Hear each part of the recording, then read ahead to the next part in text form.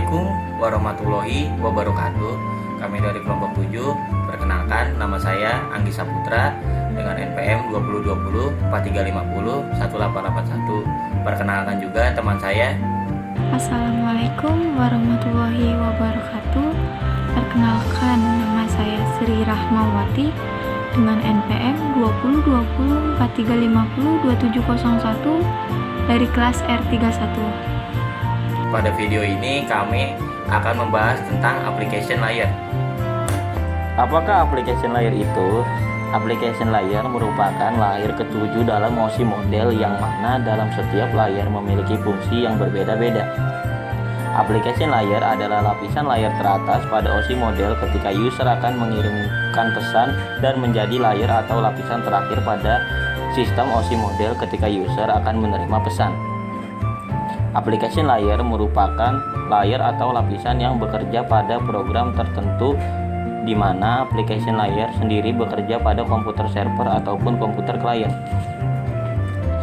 Cara kerja dari application layer: pada dasarnya application layer akan menerima perintah dari usernya dengan bantuan aplikasi atau software tertentu untuk mengirimkan suatu pesan atau data ke komputer lainnya, sehingga begitu sebaliknya application layer akan menampilkan pesan atau data yang diterima oleh user dalam bentuk aplikasi atau software tertentu.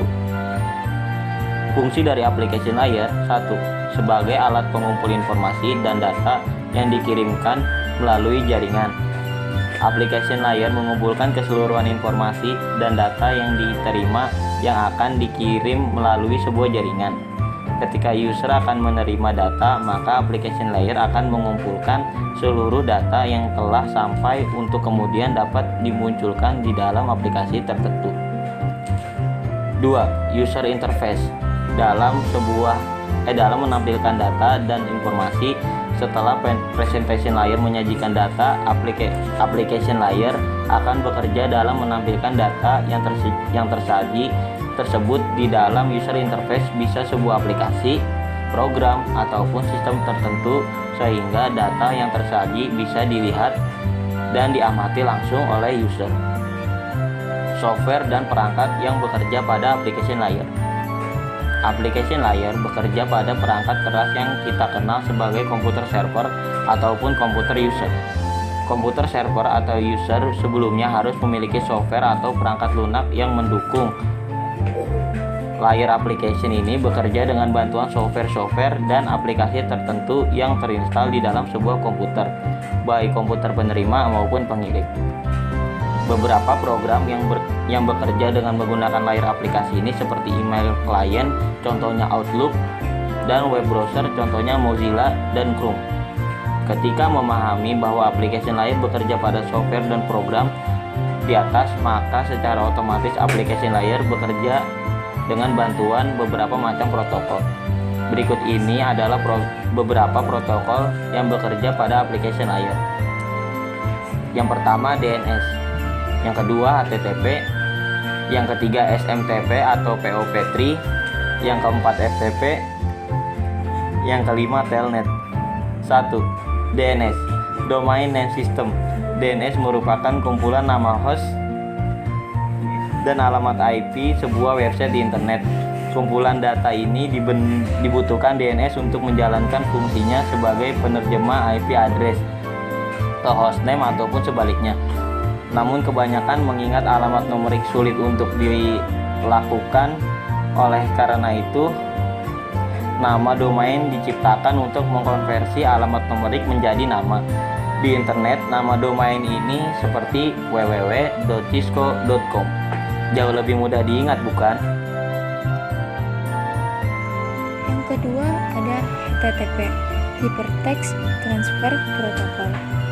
Merupakan protokol yang dapat menghubungkan antara klien, yang dalam hal ini adalah web browser, terhadap server yang terdapat port di dalamnya dari situs yang akan di-request pada saat itu.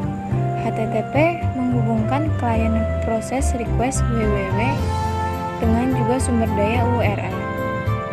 Jadi, dengan adanya HTTP user yang bekerja pada sebuah browser, akan memperoleh sebuah link dari situs yang sudah tersedia dan akan terhubung dengan web. Dan yang ketiga ada SMTP, Simple Mail Transfer Protocol, dan POP3, Post Office Protocol. SMTP merupakan salah satu jenis protokol yang bekerja dalam hal pengiriman pesan berupa surat elektronik atau email pada jaringan internet. Dan POP3 adalah protokol surat elektronik yang digunakan untuk menerima email dan menyimpannya di dalam sebuah email server sampai ada user yang memiliki hak akses membukanya. Cara kerja SMTP dan POP3. Prinsip utama dari penggunaan SMTP ini adalah bahwa sebuah email server yang bertugas sebagai penampung sementara surat elektronik sebelum dikirimkan ke email penerimaan. Ketika user akan mengirimkan sebuah surat elektronik, maka surat elektronik tersebut dikirimkan oleh user menggunakan protokol SMTP. Sehingga surat tersebut akan diteruskan kemudian masuk ke dalam email server untuk dicocokkan dengan alamat email penerima. Ketika alamat email penerima sudah terdeteksi cocok, maka email tersebut kemudian dikirimkan ke alamat email yang dituju dengan cara mengambil email dengan bantuan protokol POP3, dan pengirim akan memperoleh notifikasi bahwa email sudah dikirimkan ke alamat email. Dan yang keempat ada FTP, File Transfer Protocol. FTP merupakan sebuah protokol client server yang memungkinkan pengguna untuk bisa mengirim atau menerima file dari dan ke sebuah web server. FTP bekerja pada application layer, berfungsi untuk melakukan pengunduhan, download, dan mengunggah upload berkas-berkas komputer antara klien FTP dan server FTP. Misal, klien terkoneksi ke FTP dengan port 21. Lalu, server FTP meminta identitas dan password untuk diautentikasi. Setelah berhasil login, klien dapat melakukan perintah terhadap server. Misal, perintah download yaitu download file subnet PDF, maka server akan menanggapi perintah dan download pun berhasil. Dan yang kelima ada Telnet. Telnet adalah suatu protokol client server yang bisa memberikan akses remote jarak jauh untuk login komputer tertentu dalam sebuah jaringan. Biasanya dipakai untuk login ke komputer lain pada internet, kemudian akan terkoneksi sehingga membutuhkan paling tidak dua perangkat keras jaringan komputer, yaitu user dan juga komputer server. Cara kerja Telnet. Telnet client me-request Telnet ke remote host dan remote host meminta username dan password.